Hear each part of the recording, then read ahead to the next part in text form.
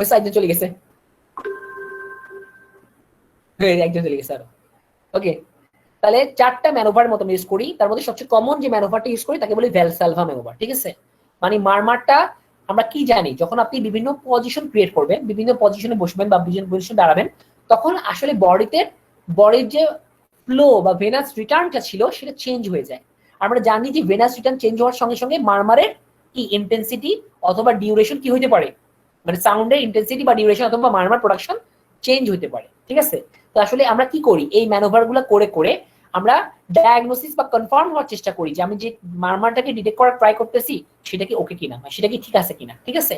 তো আসলে এই মারমার গুলো আমরা এভাবে ইউজ করি। তো আমার দেখাই, আপনারা যেহেতু জানতে চাইছেন আমি দেখাই দিই, সমস্যা নেই, আমার দেখাই কোনো প্রবলেম নেই। ক্লাস করতে চাইলে আমার সমস্যা নেই, বাট আমি চাই না যে এক্সেসিভ ক্লাস করে আপনাদেরকে আরো ইরিটেট করে দেওয়ার জন্য। তাহলে আসেন ফ্যাক্টর ইফেক্টিং মারমার, কোন কোন ফ্যাক্টর গুলা মারমারটাকে ইফেক্ট করে। তার মধ্যে সবচেয়ে কমন যে জিনিসটা হয় সেটা হচ্ছে পজিশন। হ্যাঁ, সেটা হচ্ছে পজিশন। তাহলে যদি খেয়াল করে দেখি, মাইট্রাল মারমার, খেয়াল করেন মাইট্রাল মারমার, ওকে, এই মারমারটা সবচেয়ে ভালো শোনা যায় লেফট ল্যাটারাল পজিশনে। ওকে, সবচেয়ে ভালো শোনা যাবে লেফট ল্যাটারাল পজিশনে। আরেকটা কথা, আমার অনেক বানান বুনান ভুল থাকে, এগুলো নিয়ে আবার আমাদের পচেন না, ঠিক আছে? ঠিক করে নিয়ে যারা, আমি বানানে বড়ই কাঁচা।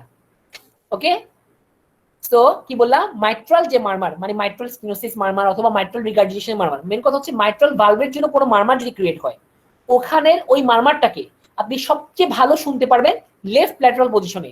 এই জন্য আমরা যখন মাইট্রাল ভালভে সাউন্ড শোনা ট্রাই করি, স্পেশালি কোনটা, অ্যাপেক্স ব্রিথ পজিশনে, তখন দেখবেন আপনি পেশেন্টকে কি বলেন যে একটু বাম দিকে কাইট হন, করেন কি করেন না? করেন কেন? এবার আনসার দেন কেন?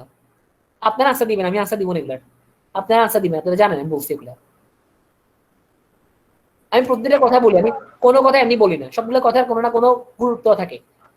মনে আছে হার্টের অ্যাপেক্সটা হচ্ছে চেস্ট ওয়ালের কাছাকাছি যায়, যার কারণে এটা, হ্যাঁ পেরিফেরালি গুড, গেলে আমি সাউন্ডটা বলছি বেশি আপনি শোনা যায়। সাউন্ডগুলো আসলে ক্রিয়েট হয়, অডিওটা ভিজিবল সাউন্ডগুলো থাকে। আসলে ক্রিয়েট হয় যে আপনার হার্টের পোর্শনটা চেস্ট ওয়ালের কত কাছাকাছি অবস্থান করে সেখান থেকে সাউন্ডটা বোঝা যায়। এই জন্য কিন্তু আমরা যখন first heart sound, second heart sound, P2 A2 শুনছিলাম, তখন কিন্তু আমরা মানে mitral valve, tricuspid valve, P2 A2 শুনছিলাম, তখন কিন্তু আমরা সাউন্ডের দেখাইছিলাম যে আসলে কোন পজিশনে সবচেয়ে বেশি শোনা যায়, এবং সেটা নির্ভর করে কি যে সাউন্ডটা বা ব্লাডের ফ্লোটা কোন জায়গায় হার্টের সব মানে চেস্ট ওয়ালের সবচেয়ে কাছাকাছি অবস্থান করে। ঠিক একইভাবে আমরা সবাই জানি মাইট্রাল সাউন্ডটা সবচেয়ে ভালো শোনা যায় অ্যাপেক্স পজিশনে, ঠিক না? কারণ অ্যাপেক্স পজিশনে আপনার অ্যাপেক্সটা আপনার চেস্ট ওয়ালের সবচেয়ে কাছে অবস্থান করে। তাহলে আপনি যদি অ্যাপেক্স পজিশন বা fifth intercostal position left side parasternal position ধরেন, সরি মিড ক্লাভিকুলার লাইনে ধরেন, তাহলে আপনি মাইট্রাল সাউন্ডটাকে সবচেয়ে ভালো শুনতে পারবেন। আপনি যদি পেশেন্টকে বলেন যে আপনি একটু বাম দিকে কাইথন, পেশেন্ট যখন লেফট ল্যাটারাল পজিশনে চলে যাবে তখন তার হার্টটা নিচের দিকে ঝুঁকে যাবে, আর ঝুঁকে গিয়ে তার অ্যাপেক্সটা সরাসরি চেস্ট ওয়ালের সঙ্গে টাচ করবে। আমিও খুব খুশি। হ্যাঁ, গান গান, আমরা শুনতে চাই। একজন আপু গান গাইলো আমাদেরকে, মাত্র শুনেলো, মানে চলে গেল। ওকে, তাহলে কি হলো, আপনার লেফট ল্যাটারাল পজিশন থাকার কারণে কি হলো, আপনার চেস্ট ওয়ালের কাছাকাছি অবস্থান করলো আপনার অ্যাপেক্সটা, এই জন্য ওই সাউন্ডটা সবচেয়ে ভালো শোনা যায়। এই জন্য মাইট্রাল মারমার গুলো কোথায় শোনা যায়, লেফট ল্যাটারাল পজিশনে। ক্লিয়ার আপু? ক্লিয়ার হয়েছেন? আচ্ছা, সেকেন্ড হচ্ছে অ্যাওর্টিক রিগার্জিটেশন মারমার কখন শোনা যায়। অ্যাওর্টিক রিগার্জিটেশন মানে হচ্ছে যে ব্লাড গুলা কি আপনার অ্যাওর্টা দিয়ে চলে যাওয়ার কথা ছিল, বাট ইনকম্পিটেন্সের কারণে ব্লাড গুলা অ্যাওর্টা থেকে পুনরায় আবার ভেন্ট্রিকলে ব্যাক করতেছে।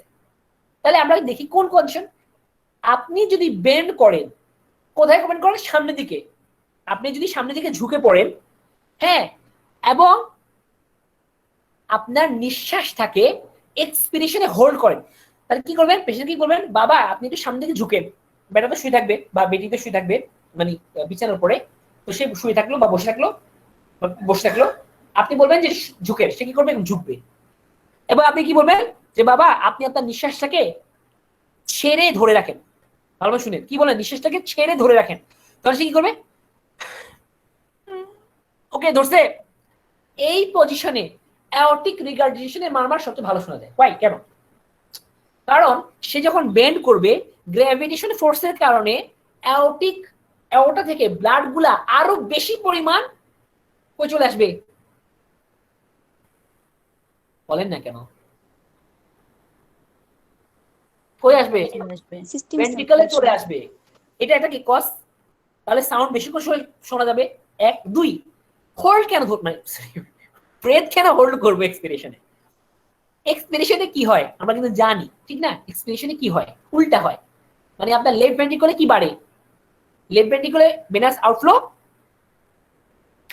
বলেন না কেন কথা? বাড়ে। ভুলে গেছেন? আপনার ইন্সপিরেশনের সময় কোথায় ব্লাড ফ্লো বাড়ে? কোথায় ভেনাস রিটার্ন বাড়ে? রাইট ভেন্ট্রিকলে। কোথায় কমে? লেফট ভেন্ট্রিকলে। আর এক্সপিরেশন উল্টা না? এক্সপিরেশন উল্টা না? লেফট ভেন্ট্রিকলে ভেনাস রিটার্ন বাড়ে আর রাইট ভেন্ট্রিকলে কমে।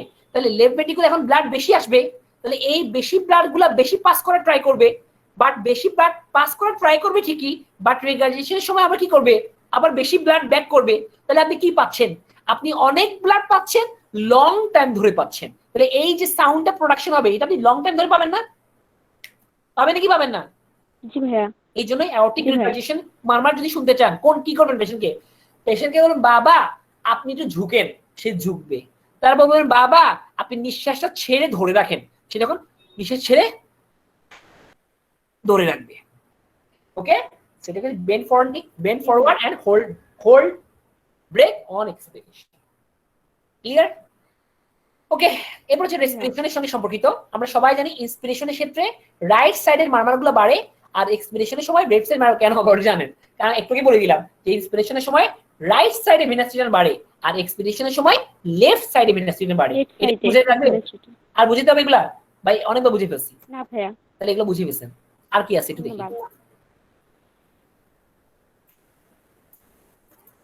তাহলে এই যে এগুলো হচ্ছে ভ্যালসেলভা ম্যানুভার আর কি, যে এগুলো হচ্ছে ভ্যালসেলভা ম্যানুভার, ঠিক আছে? এই যে এরকম ধরে রাখা, ছেড়ে দেওয়া, এগুলোকে বলা হয় একসঙ্গে ভ্যালসেলভা ম্যানুভার। যেমন আপনার এই যে এখানে হাইপারট্রফির ক্ষেত্রে আমরা কি করি? স্কোয়াটিং পজিশন নিয়ে যাই। তাহলে পেশেন্টকে যদি স্কোয়াটিং পজিশনে নিয়ে যায় তাহলে কি হয়? স্কোয়াটিং পজিশন নিলে তার এই যে রেডিয়াসটা আছে, এই রেডিয়াসটা কি হয়? আপনার বেড়ে যায়, ঠিক আছে? কারণ স্কোয়াট, কেউ যদি স্কোয়াটিং বুঝেন? স্কোয়াটিং বুঝেন? না ভাইয়া। ওমা জি ভাই। বলে স্কোয়াটিং বুঝে না। ছোটবেলায় মুরগি হয়েছে, মুরগি কক কক কক। স্কুলে কখনো মুরগি হয়েছে নাকি? আরে হয়নি বলে। স্কোয়াটিং পজিশন করতে পারি বাবা, দেখেন আমাকে। এই যে এটা টফের এটা স্কোয়াটিং পজিশন না, এই যে স্কোয়াট করবেন আপনি, স্কোয়াট।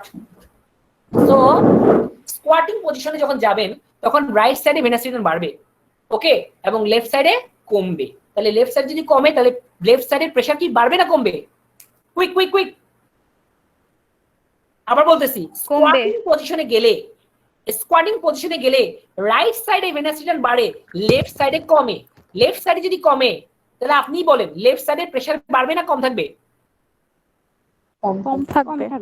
লেফট সাইডে যদি প্রেসার কম থাকে তাহলে হাইপারট্রফিক, এটা কোন কোন মারমার ক্রিয়েট করে? Mid mid mid midsystolic murmur. তাহলে মিডস্টোরিক মারমার কেন হয়? প্রেসার জেনারেশনের জন্য। বাট এখন প্রেসার কম, তাহলে কি মারমার বেশি শুনবেন না আস্তে শুনবেন? আস্তে শুনবেন।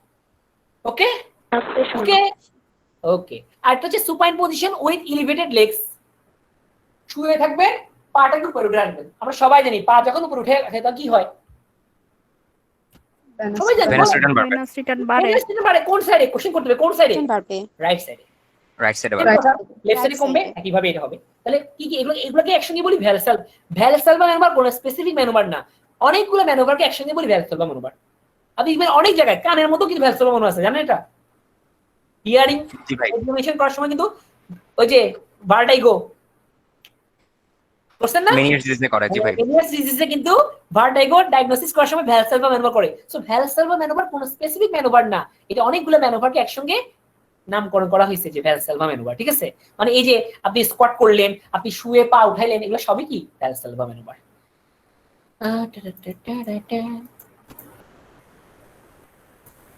তাহলে এটা একটা আরেকটা ভ্যালসেলভা ম্যানুভার, স্পেসিফিক্যালি এটা করে স্ট্যান্ডিং। আচ্ছা এই দরকার নেই, ভুল লিখছি আমি। স্ট্যান্ডিং পজিশন আমরা সবাই জানি, যখন স্ট্যান্ডিং পজিশন হয় তখন কি ভেনাস রিটার্ন বাড়ে না কমে? রাইট সাইডে কমে, আর লেফট সাইডে? রাইটে কমলে লেফটে বাড়বে, সেম কথা, বাড়ে। আর লেফটে বাড়লে কি হবে বলেন? সেম কথা, লেফটে যখন বেশি বাড়বে তখন এখানে ব্লাড প্রেশার কি বেশি বাড়বে না কমবে? বাড়বে। আর ব্লাড প্রেশার যখন বাড়বে তখন কি পাবো? মিড সিস্টোলিক মারমার বেশি ভালো পাবো, প্রোনাউন্স পাবো। ওকে, এবার হচ্ছে অ্যাওর্টিক স্টেনোসিস, সেম কথাবার্তা অলরেডি বুঝে ফেলছেন, এগুলো আর বোঝার কিছু নাই। যে আপনার যে মেন কথা হচ্ছে এটা, এই চারটা বুঝলেই শেষ। যে আপনার পজিশনের সঙ্গে কি সম্পর্কিত, আর ইন্সপিরেশন বা এক্সপিরেশনের সঙ্গে কি সম্পর্কিত, এবং ভেনাস রিটার্নের সঙ্গে কি সম্পর্কিত। তাহলে রাইট সাইডের সঙ্গে সম্পর্কিত কারা? ইন্সপিরেশন। আর লেফট সাইডের সঙ্গে কারা? এক্সপিরেশন। অথবা রাইট সাইডের সঙ্গে কারা সম্পর্কিত? যে কন্ডিশনগুলো ভেনাস রিটার্ন বাড়ায়। আর লেফট সাইডের সঙ্গে সম্পর্কিত কারা? যে কন্ডিশনগুলো ভেনাস রিটার্ন কমায়। ক্লিয়ার আপু? ক্লিয়ার হইছে? জি ভাইয়া। এবার ক্লিয়ার হইছে? ম্যানুভারগুলো ক্লিয়ার, যে কখন বাড়ে কখন কমে। এরপর আপনি জাস্ট পড়ে নেবেন নিজের মতো করে, বাকিটা এবার আল্লাহ আল্লাহ ভরসা। ওকে, তাহলে আমাদের মারমার ফিনিশড। নেক্সট ক্লাসে আপনাদের মনে হয় কনজেনিটাল হার্ট ডিজিজটা রয়ে গেছে, এটা পড়াইতে হবে।